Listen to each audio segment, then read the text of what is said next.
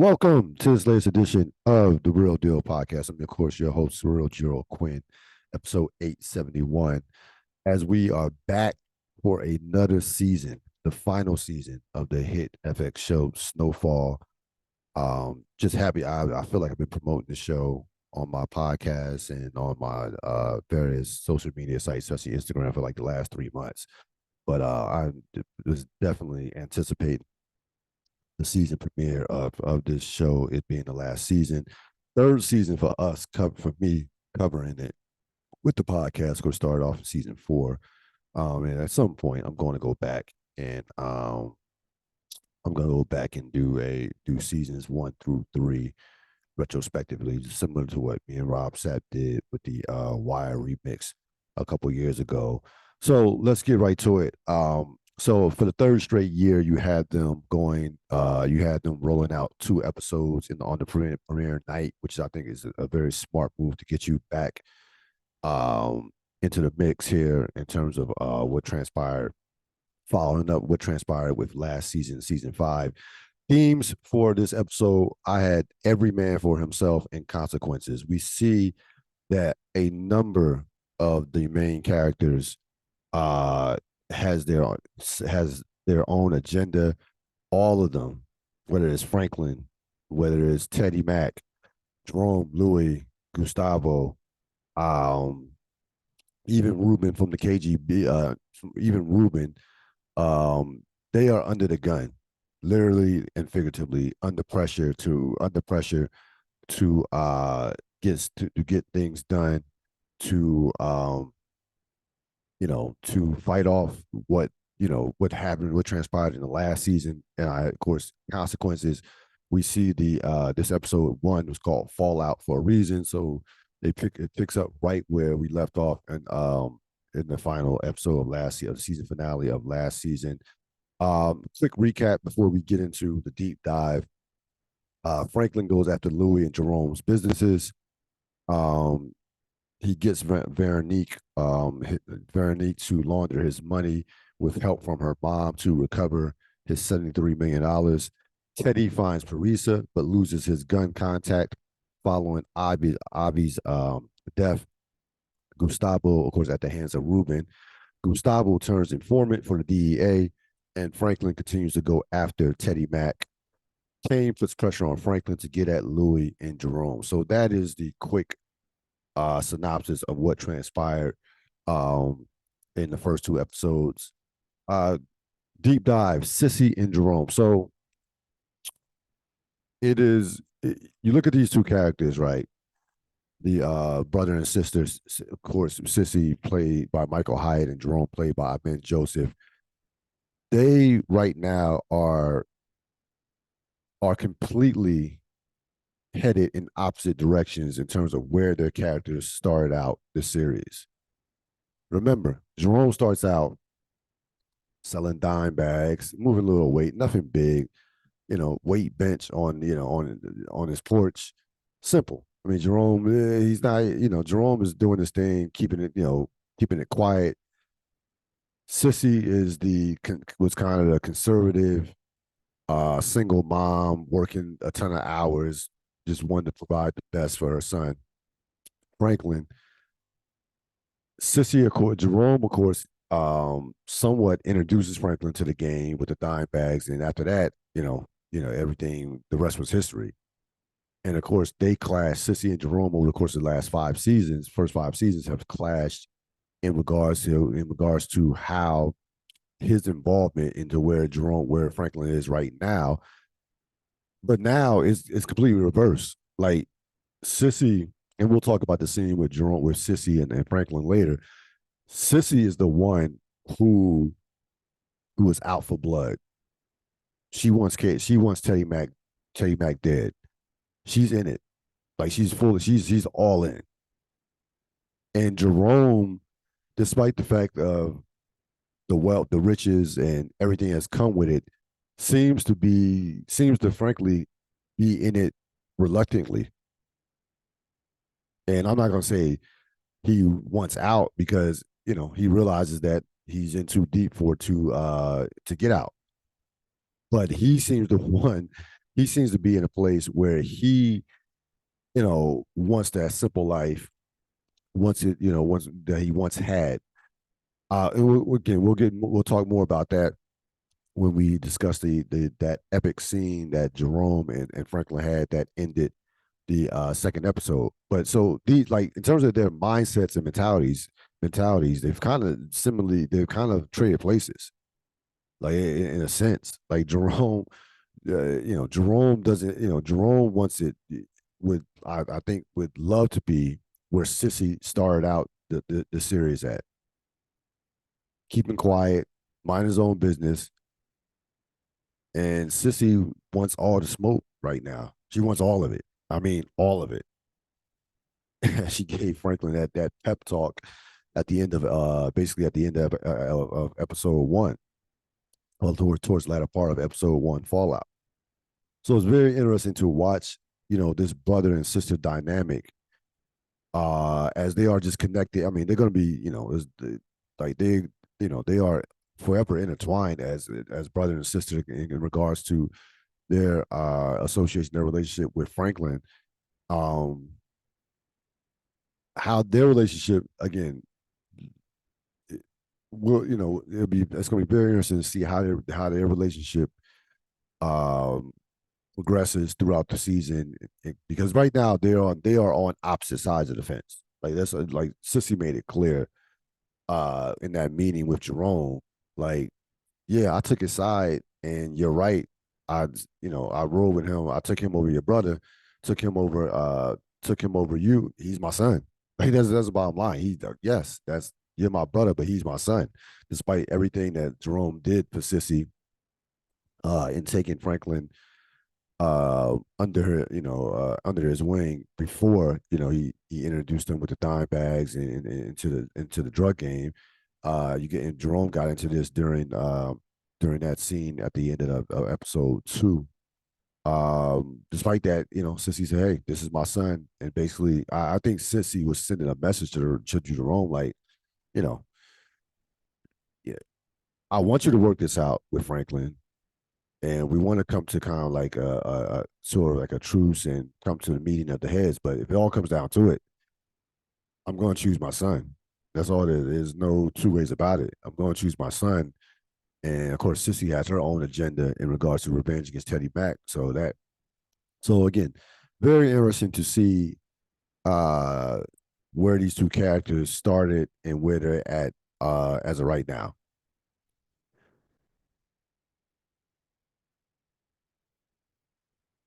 All right, let's get into best scenes. Jerome Franklin.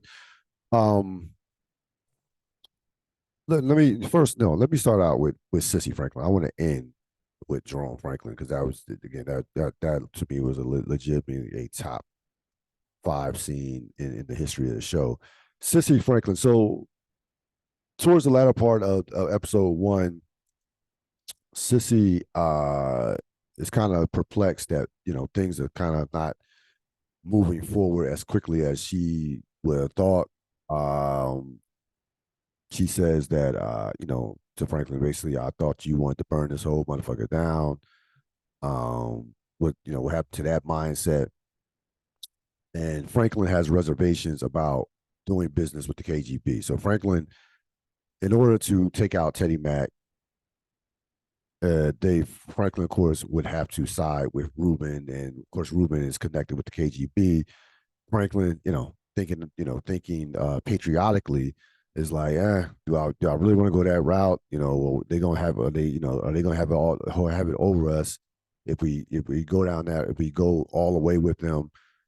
Sissy basically is what are you talking about? Like this country, and this was a recurring theme, of course, over the course of the episode about Sissy's frustration and about the treatment of Africa of Black people. She said basically this country doesn't give a fuck about us, so why should we give a fuck about them? That basically was her message to Franklin. Like we are living in an oppressed society. Yeah, we are the oppressed. And we've heard her mention this before. Remember, she was married to Alton, who was a Black Panther, so she comes from a militant background from that standpoint. So she basically said, I'm not, I'm not standing here waiting any longer for somebody to help me as we continue to be oppressed. I'm gonna go out. She has the contacts with Ruben. She's all in, and she's gonna do whatever it takes to take out KG not KGB, excuse me, to take out Teddy McDonald. And she has this, like, my first of all, Michael Hyatt in this scene was it was a virtuoso performance. Michael Hyatt, who we all remember the as Brianna Barksdale from The Wire. She was she you I mean, you can't have a better scene. It's hard pressed to have a better scene in terms of acting. She was that good in the scene. She gives us this basically this 2 minute monologue, basically saying like, "Hey, I'm no longer on the defensive. I'm on the I'm no I'm on the offensive. I'm coming after him. I'm not waiting to be knocked around anymore. That's not happening." And she tells this story to Franklin in regards to why she believes that Teddy didn't kill her, because he felt like she said he feels she felt like he felt like she wasn't a threat to him at all, that she was just purely insignificant. That's the only reason why she believes that she lived, because he easily, and she's right, he easily could have killed her. He easily could have killed her. So she wants him to know, not only does she want to kill Teddy, not only does she want him dead, she wants him to know that it was her. She wants him to know that it was her. And that, again, there's a dope thing about this show that speaks to so much that's going on in society today, um, in regards to, again, the oppression, in regards to you know African Americans at times maybe feeling insignificant because of how they're treated, and what happens. We we get to a point where we start rioting, we start protesting, and then shit gets torn down or burnt down. So that is where Sissy's at right now. She's ready to burn shit down. No more peaceful protests. No more, she's not, boycotts. That sounds all well and good. She's ready to burn shit down. She's ready to break shit. That's the mentality she has right now. And she in that scene was speaking for a number of African Americans, how they feel about this country in 2023. That's what made that scene as serious and so layered as it was. And she basically challenges Franklin, like, what, like, are you with me, or what are you gonna do? Like, what are you gonna do? She said, like, in that moment, you realize how Franklin got all his ferocity and leadership from. Like, in that moment, she was yeah, his cunning and all that stuff. And we saw some of that. We saw some of that in the prior episode in season 5, at the end of season 5, when she was discussing the KGB and the context that she had, and going through some strategy with Franklin in terms of taking out Teddy McDonald. So we've seen this from her before, right? But this one she went all in. She went for it in this scene. Michael Hyatt was phenomenal in this particular scene. So you had that scene, Franklin and Cassandra. So we get introduced to a new character. It was briefly touched upon last season in the season finale of season 5.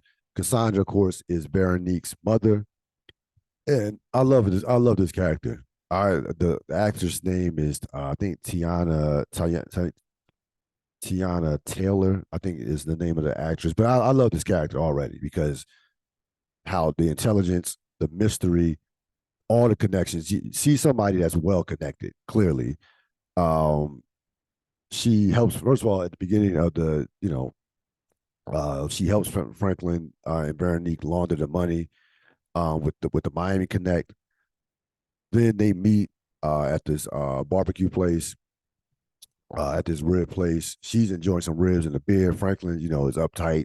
Franklin was kind of reluctant to take the meeting at first, but she basically tells Franklin, like, I can help you get your money, but it's going to come with a 20% finder's fee. So they end up negotiating to 10%. But she tells Franklin, like, look, the guy who took it may be a killer and professional and all that, but the persons who helped you, who helped him back take that money, not quite as not really that sharp. Like she gave Franklin the sense that, like, I can get your money back. I got the I have the means, the connections to get your money back if and they settled in on a 10% fee. Of course, Franklin wants wants the $73 million that Teddy Mack took from last season.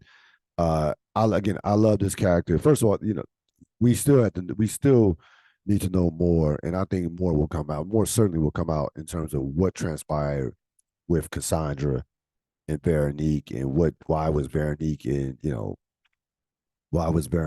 imprisoned, and all just a bunch of stuff that happened that we need to find out, that will be that I'm sure will be unpacked over the course of the season. And she basically settled with the 10% finder's fee, and she also wants to be in the life of her soon to be grandchild. So again, this character, there's a lot of meat on the bone with this particular character. The actress, I think, did an excellent job. But of course, this episode just very in control. It was a very controlled.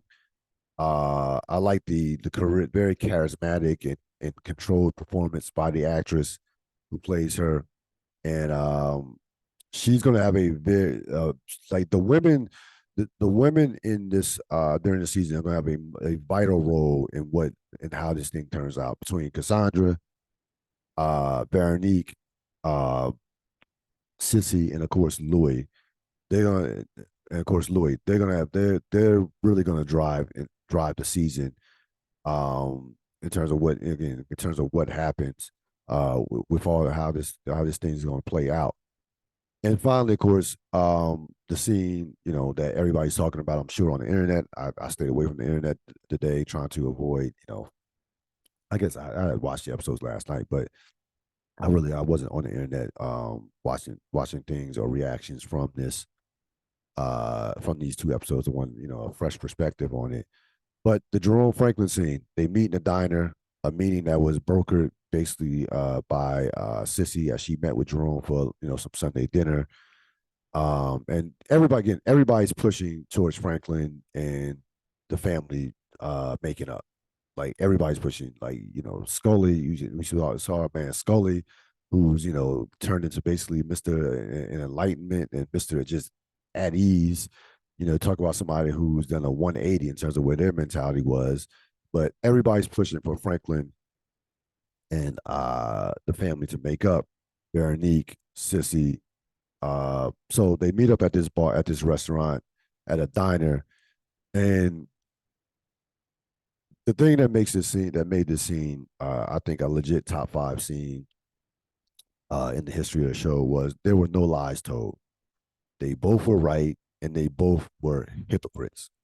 Because the bottom line is, first of all, Jerome, the dialogue and the storytelling of how he came to California, um, and settled in. Really, it told you a lot about Jerome. That Jerome is a guy who never really has. It's kind of like a man without a country. He really has never found his place in life. Like this, the Jerome you see right now, uh, that's not. He's not comfortable. Like the money, that's Louis. That Louis, you had basically had Jerome dressed up as Louis, the jury and all that.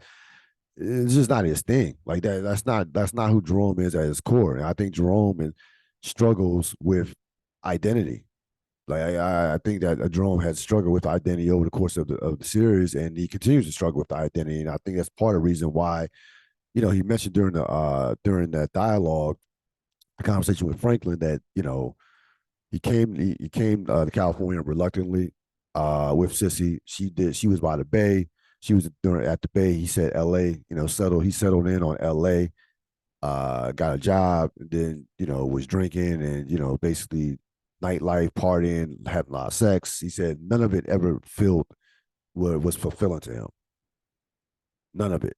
And then, he proceeds to basically discuss his involvement in terms of the relationship he had with Sissy and all the shit that she went through without and going off the wagon, and then trying to support her, and with we're trying to support her struggling without and raising Franklin at the same time. And he, and I don't think he was trying to guilt trip Franklin. I think this was legitimately how he felt. The one time that he was at peace, seemingly, was, bringing Franklin along before he introduced him to the dime bags, right? And watching Franklin grow up and wanting Franklin to, I would think he didn't say this, but seemingly wanted him to probably go to college and what have you. We know how intelligent Franklin is.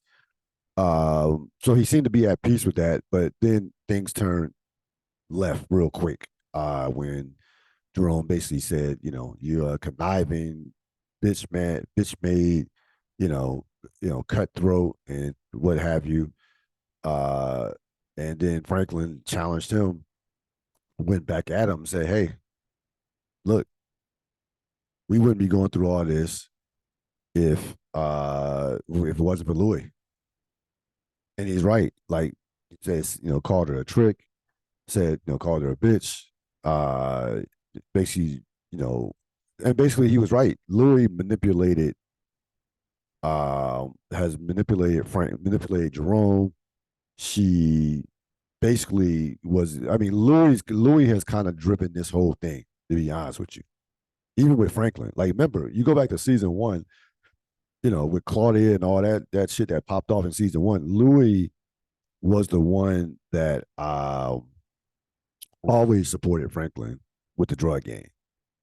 Now Jerome introduced him with the dime bags, but it was Louis that took him to another level with some of her contacts and with her just her cunning and her just her being as streetwise as she was in terms of that game. It was Louis, and Louis has been the driving force behind this. Franklin knows that, and I think deep down, Jerome knows that he's not really calling the shots. That it's been Louis that has driven this. And Louis, even in this episode, Louis manipulated Jerome. Like, she told him as they, before that meeting, earlier in the episode, she told him that, he pulled a gun. He pulled, there's one thing I forgot to tell you about that night. Your nephew pulled a gun on me, and I think he was going to shoot me. So before the ex cop course showed up. So Louis has kind of been like the, dare I quote some Shakespeare, kind of like the Lady Macbeth of this. And Franklin knows it, Jerome knows it, but it's one of those situations where you're having an argument with somebody and you know that they're right, but you're too private, your ego won't allow them, your pride won't allow them to admit that they're right. Both Franklin and Jerome were right, and both of them were hypocrites, because the bottom line is Jerome, you're talking about the guy that Franklin is right now. You introduced him to the drug game with the dime bags. Like, let's be honest. And did you think that he was going to stop once he saw once he made some easy, fast, quick money? I mean, come on. You allowed him to store, and I was rewatching season 3 last weekend. You allowed him to store product in your, Jam and Jerome's, in your place of business. You didn't have to do that, but he did. And there was a line, and this was a cold line by Franklin. Let me pull it up. There was a line in the dialogue. This is what Franklin says about Jerome, and I know it pissed Jerome off to no end. Um, you were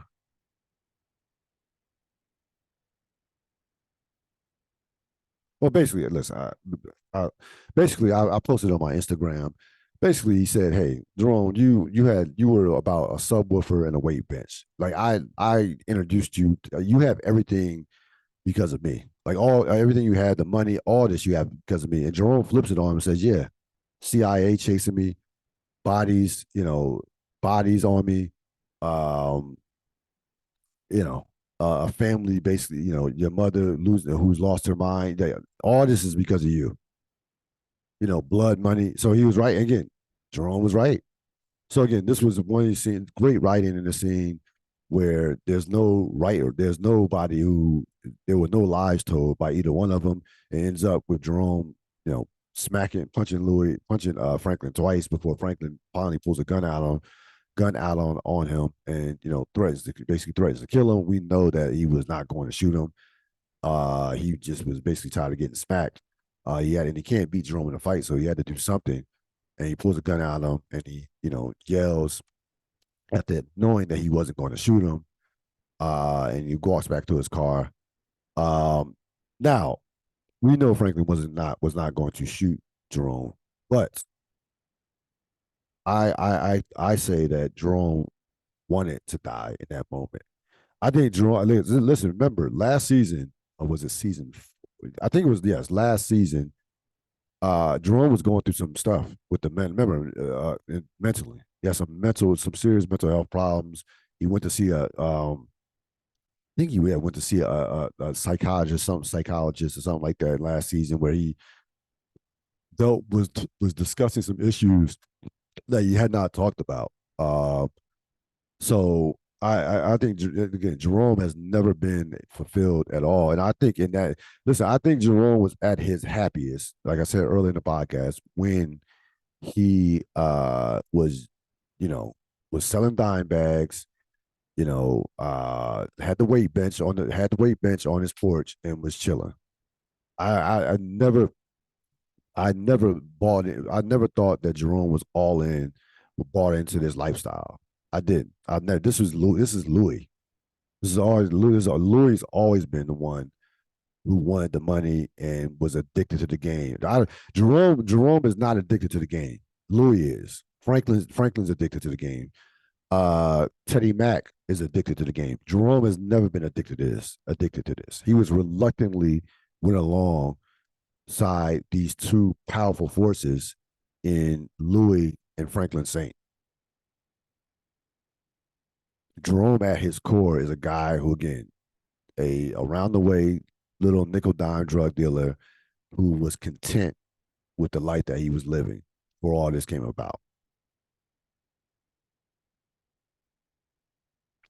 So legitimately one of the top. I'm not speaking hyperbole either. This was legitimately one of the top five scenes in the history of the show. I watched the scene at least 5 or 6 times. It was just a tremendous scene. Both actors were at the top of their games in this scene. It was love, it was hate, it was anger, it was fear. Um, it was a lot going on with this particular in this particular scene with Franklin Saint and Jerome. Episode MVP, I would say I would split it up 3 ways. I would go Jerome, Franklin in that particular scene, and I cannot discount Michael Hyatt, Sissy Saint in the scene that she had with Franklin. So I would split it up uh, between those three as the episode MVP. Predictions and expectations. So we got a little sneak peek at the end of the episode 2 of a kind of like a season long trailer where it was about a minute, maybe only 30 seconds to a minute. Um, it looks wild. It looks like a lot. Just again, everybody is going to be under the pressure, under pressure. The only one, the only person, the only gangster that seemingly is at peace is Scully. Scully is chilling right now. Like Scully, he's selling his drugs. He's still a kingpin, but Scully is in his happy place. He is in his euphoria state right now. Scully, everybody else is in a panic. Everybody else is sweating bullets, dodging bullets. Um, so I think you're gonna see the heat on all of these characters, to say the least. A couple other things that happened of note. Rest in peace to Black Diamond. Of course, she got killed by Jerome. Um, And again, and by the way, and Jerome, listen, when Jerome kills somebody, Jerome is not someone who sleeps like a baby. Like that, Jerome takes that to heart. Like the character, like we've seen him just like he doesn't take that lightly when he takes a life. Like that's just like that. Like Jerome is not like he's not like Marlowe off the wire. Like Jerome, he feels these things. You saw the scene that he had with Louis saying, I think I might have killed one of them when he killed Black Diamond, basically crushing her head with a gun. Um, you have Kane is going to be interesting this season because Kane, another wild card. I predict that Kane is going to be the downfall of Louis. I just don't think that like he's not going to stop until one of them, if not both of them, are dead. Like I can make you a prediction right now that Kane will be the one to take out either Louis or Jerome. I'm not gonna say both of them, but probably I would lean towards Louis, to be honest with you, or Jerome, either one. Um, no, no Leon in either one of the episodes. Of course, he's in Africa. He of course will be back. They showed him on the season long trailer uh last week, not last week, last night. He he will be back. Of course, the show, listen, it's a much better, it's a better show when Leon is around. That whole Leon Franklin dynamic we know has been great for the last first 5 seasons. So Leon will be back. So we'll see him. What my expectation is, I don't want them. There should be. Listen, Franklin has lost $73 million, right? The chain of here's what the chain of events. So Teddy Mac, Teddy McDonald takes $73 million from Franklin. He robs Louis and Jerome and what have you. I don't want there should be no reunion with Franklin, Louis, and Jerome. Like that, I don't want this. We become family again and take down Teddy Mac as a family. No, no. And I don't believe that this show will go that route. I don't want to see that. It's over between Franklin, Louis, and Jerome, especially Franklin and Jerome. It's over from that standpoint. There's no going back with that. He stole $3.4 million. He compromises their business, continues to compromise their business.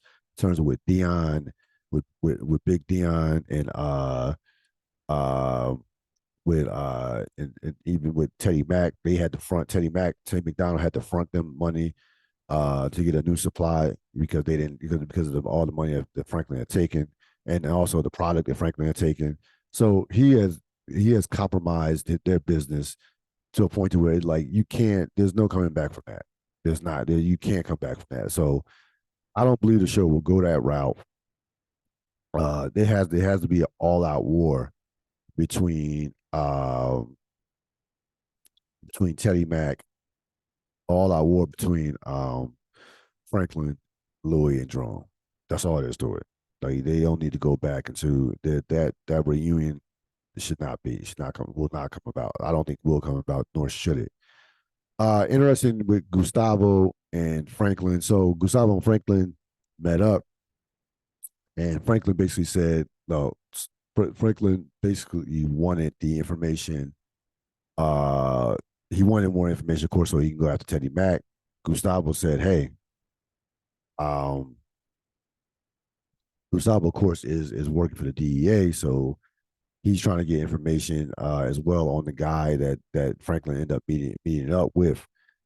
Franklin's like, I can get you $10 million as well, but Franklin's not going to give him the information until Franklin number one gets his money, and then he will give him that information on the guy Ruben. So Franklin played it smart. That was a callback to when they met when they won their first meeting back in season one, if you remember. Another callback was the ice cream. So if you notice, remember, um, I believe Franklin bought the kids some ice cream in season one, and he was like the neighborhood. He was the big man in the neighborhood. Everybody liked him. You saw this. You saw in this time, Black Diamond's son would not take any money from him from in terms of the ice cream because he doesn't even the son doesn't even know that she's dead, but just they doesn't just there was a vibe that just wasn't. It was not a good vibe between them. For where and kids, and I know this. 20 years in education, kids just have instincts that that are somewhat undefeated. Like they can sense kind of evil. They can sense a bad vibe. So that young man picked up on that quick. Um, picked up on that quick. So kind of a couple callbacks from that standpoint. All right, this season is going to be a phenomenal season. I know there's no two ways about it to me. It's going to be a great season. Looking forward to it. We will be back next week to talk about episode 3 of the hit series Snowfall season 6. This is the Real Deal podcast. I will see you next time. Have a great rest of your evening. So long.